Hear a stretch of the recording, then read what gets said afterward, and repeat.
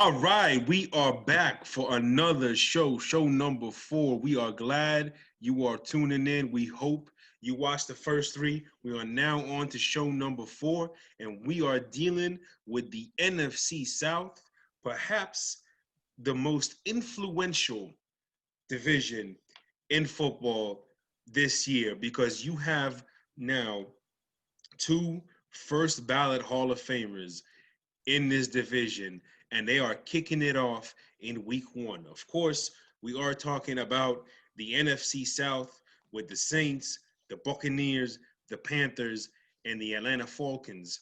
As our guy Vic Jr. says it, you know the crew, views from the 22 here on the scene. Vic Jr., Germ So True, and we're going to start with Germ So True and the mighty Atlanta Falcons. So Atlanta this year, we have some really, really interesting things with the Falcons this year. First and foremost, we're going to start with these subtractions because the subtractions are going to be really set up everything here. They lost Austin Hooper to the Browns this year in free agency. Not a huge loss, I don't think, because they upgraded. They lost Vic Beasley and they lost Desmond Trufant. So with that being said, when we go to the additions, it gets real fun for us. Now, the additions here are, we got Mr. Hayden Hurst from the Baltimore Ravens, who I think is a very, very impressive tight end and fits very well with this offense. Number one, he's good with the ball in his hands, and he can put the ball in his hands in many different ways. He's going to be effective. The second thing is we got Todd Gurley, man, from the Rams. Does he have it left in the tank? If he does, he can prove to be a very solid addition out of the backfield for Mr. Matt, I can't be consistent Ryan, especially in the red zone. And we get rid of Vic Beasley, but we add a guy right now who's playing at a higher level. And we get Dante Fowler in the mix. And he's a more natural right-end prospect. He's going to give you some immediate speed pressures and things like that, especially with them playing in that dome. In that Georgia Dome, it's going to be a problem, and that could be something that they can really use to their advantage. In the draft, they picked up Matt Hennessy, the center. I think that was a really good pick for them because any beef they can get is a plus. They also picked up edge guy Marlon Davidson from Auburn, who I think is a Swiss Army knife on the defensive line. He can play from 0 all the way out. He may not play 0 and 1, 2, and all those different things consistently, but he can play 3 on out for sure. And I know he can line up and cause some mismatches. And then they got A.J. Terrell, who I think they reached a little bit from him. Mm-hmm. Word on campus is this kid is out there balling. He's out there grasping the defense. He's doing his thing. He's been the best corner out there, they're saying, and everything like that. We're rooting for the kid. Hey, look, he was a good player. I just thought he wasn't a first-round pick. That's all I can say. Overall, listen, Atlanta has Julio Jones still, and they got some very, very fairly good pieces with him and Calvin Ridley. At the end of the day, if they're able to run the football with Todd Gurley, if they're able to create those mismatches with Gurley and with Hayden Hurst in the passing game and utilize Julio Jones for who he is, we're going to have a great season. Yes. Only problem is I don't trust Matt. So that's a problem. Defensively, they may be a little bit better, but they're not going to be much better. It's a lot of pieces that have to gel. And gelling normally could take 8 weeks. It could take a year. We don't know, but we have to see how everything goes. They got a lot of rookies in some certain key places, and they're going to be incorporating new people. Give me Atlanta this year at about 9-7. I think they surprise some people, and I think they make it very competitive. This may be the best division in football, and I'm saying that with all the respect in the world to the AFC North. I want a yes or no answer for them both of you. If they don't make the playoffs, does Dan Quinn get fired? No. Vic? Not this year. I'll go with no. No. It's a tough division. Good. Yeah, exactly. And I actually like Dan Quinn. Moving a little northeast, I think, not much. Vic Jr., you got the Carolina Panthers who, listen, they had an interesting offseason. What you got on them? Well, we'll start with the draft. Yes, sir. First round pick, Derrick Brown. They got him pick 7. This is a kid that is so good. At pick 7 could be a steal for him to fall to that spot. But in this draft, man, these dudes were like, Tampa Bay got Tom. We got the Saints to deal with. We're going to go all defense because they went all defense on every pick. So they went in the second round. They got Yetur Gross Matos. Yes. This is a pass rusher out of Penn State. Very, very raw prospect.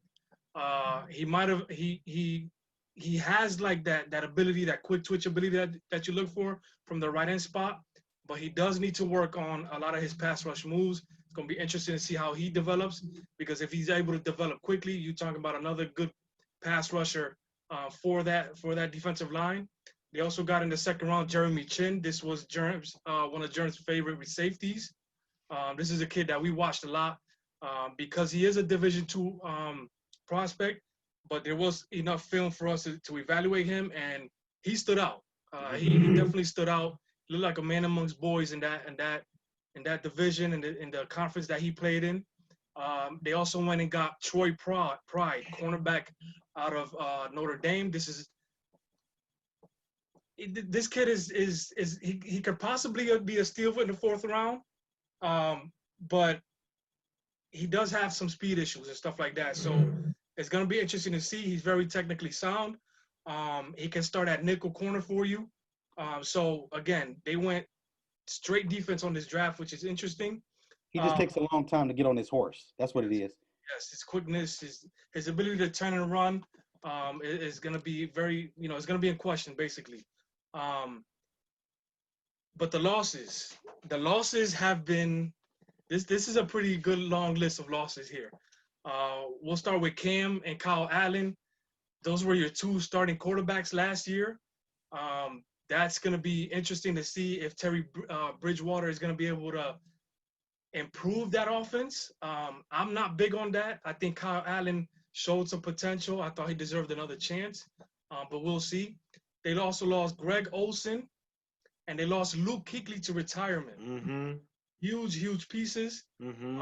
And then they also lost some beef in Trey Turner, in which they traded over to the Chargers, and also James Bradbury, who I thought was a very serviceable cornerback. Yes. The list is longer, but to me, those were the guys that stood out.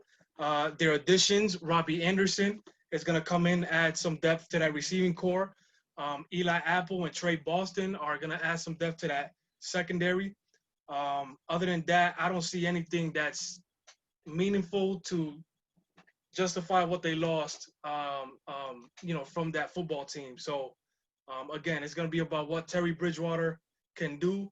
I keep saying Terry, and it's Teddy Bridgewater. Teddy, my bad. So, it's going to be interesting to see what Teddy does and how that defense improves, because, again, they're going to go up against some real serious offenses in that division.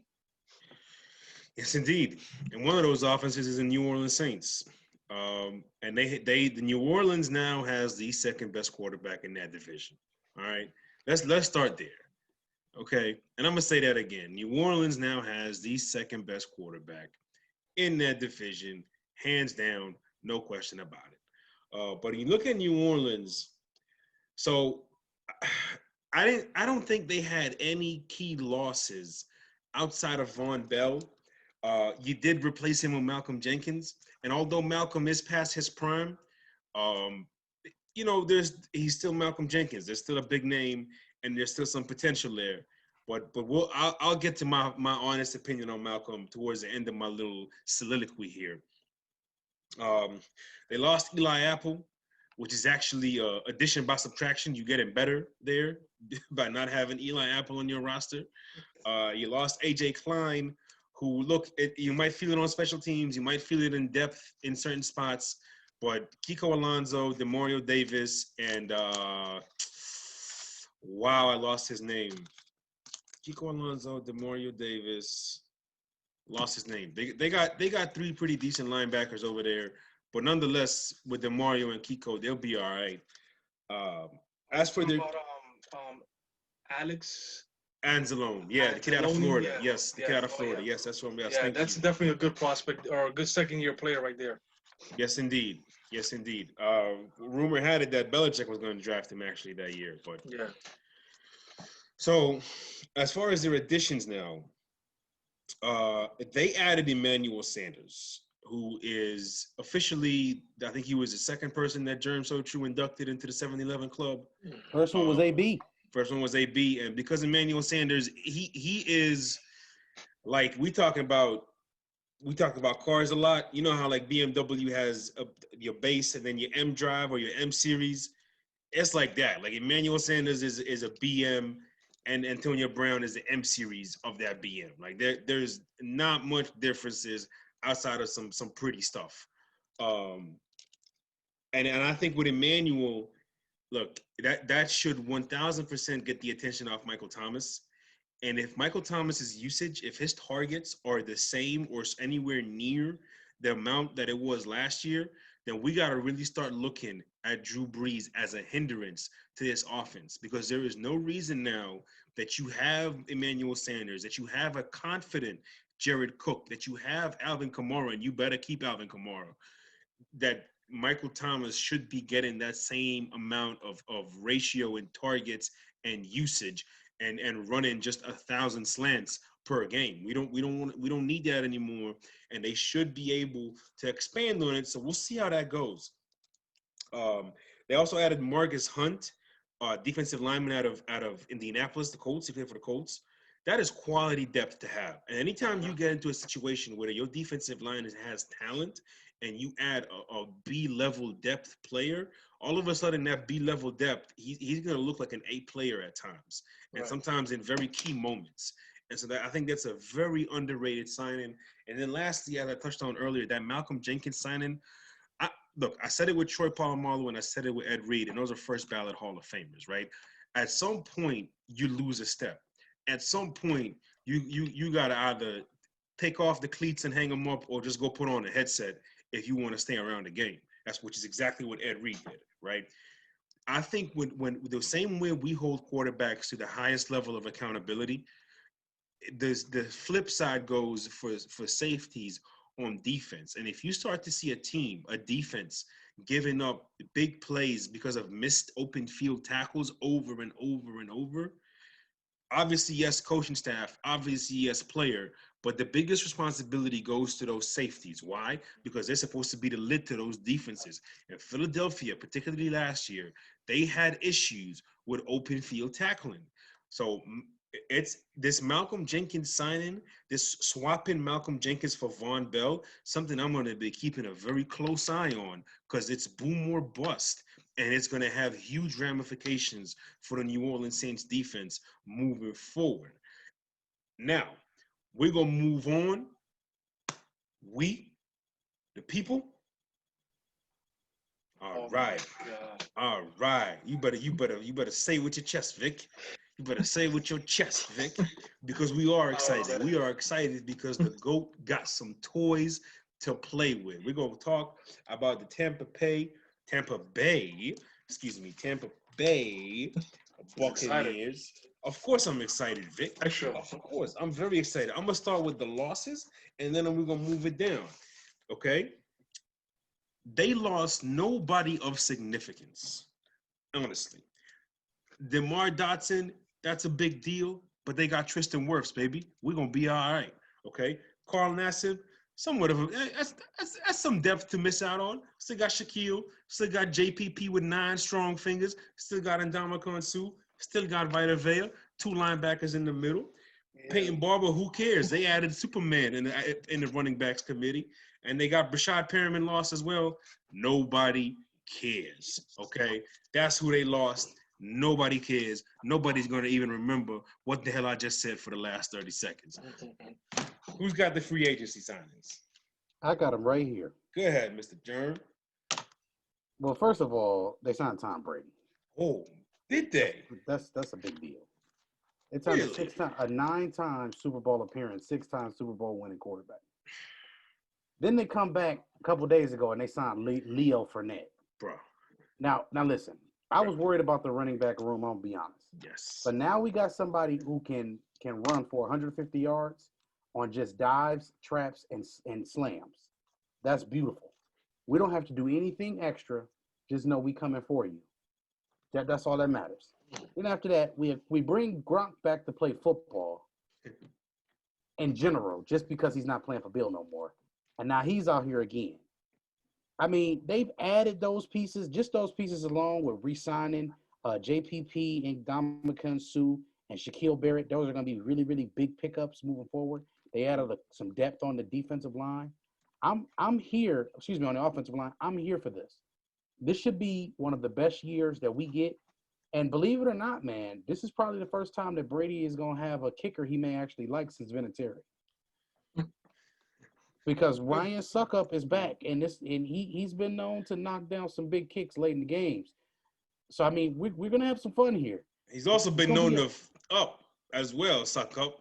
Don't worry, don't worry. Brady watched the film on him too, and he gonna put him together. He better tell him that he's not swinging his leg the right way. Take it to the prospects.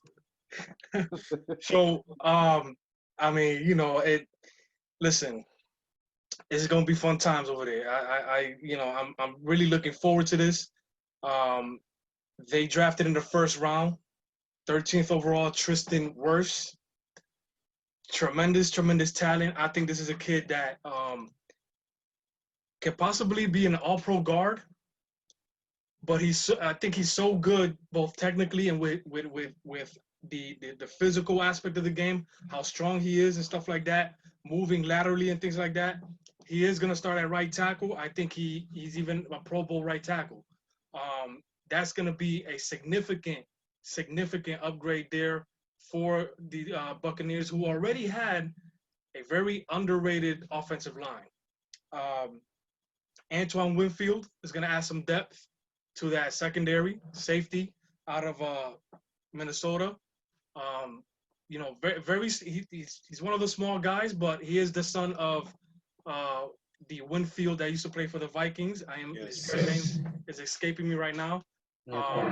Antoine. So, no, wait, that's his son's name, is it? So he's junior. Yes. Oh, my fault. Yes. Antoine Winfield Sr. So, and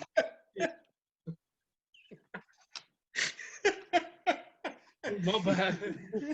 this is coming from a senior. Just so y'all know. So y'all know. All right. Yeah. So, just don't forget your name when you telling. Never mind. Go ahead. Nah, this kid is a unlike Kyle Duggar for the Patriots. This is a kid that can start immediately. Yes. For the Bucs, so it's going to be interesting to see when he can start. If he starts very polished, very polished safety, and another interesting pick was Keyshawn Vaughn, running back out of Vanderbilt. This is a kid that honestly can probably be their best pass blocking running back on the roster right now. Mm-hmm. So you got Fournette, who they just signed. You got Ronald Jones. You got LaShawn McCoy. Because of the Fournette signing, I would not be surprised if they let McCoy go within the week. So because Keyshawn, very impressive runner, but also a very impressive pass blocker, he is going to get some snaps. So look out for that situation. And then Tyler Johnson in the 5th round. This is a kid we had a 3rd round grade in. I mean, when you're talking about Mike Evans, Chris Godwin, this kid can easily be your slot receiver if they're not playing that 12 personnel with the 2 tight ends. So, I mean, bro, the weapons are just beyond. The weapons are more than the U.S. military right now for Brady. I mean, certainly. I think you look at the weapons that he has never had that in his life. I think you look at the defense, there are some really good pieces there with an improved secondary. With the continuity that they have, they made sure they brought back everybody on that side of the ball except for Carl Nassib, which again, not that big of a deal. I think this. I'm gonna be honest with you. Before the Leonard Fournette signing, I wasn't sure who I was gonna pick to win this division. This Leonard Fournette signing is gonna help this team get through some muddy games when they're trying to figure shit out, and that is gonna play a very crucial role. Again, you've been given the GOAT toys. Now you actually gave him something that cattle. You know what I'm saying? Control the clock. So I think this is going to be exciting to watch every week. I think they are going to blow some teams out, and I do have them winning this division, especially after this Fournette signing. Germ?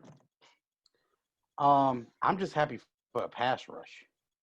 That's right. An opportunity to flip field position and things like that. Mm-hmm. And that may be the thing that gets these guys going early as they mm-hmm. figure out everything on offense. Mm-hmm. So moving forward, man, I got this team winning the division.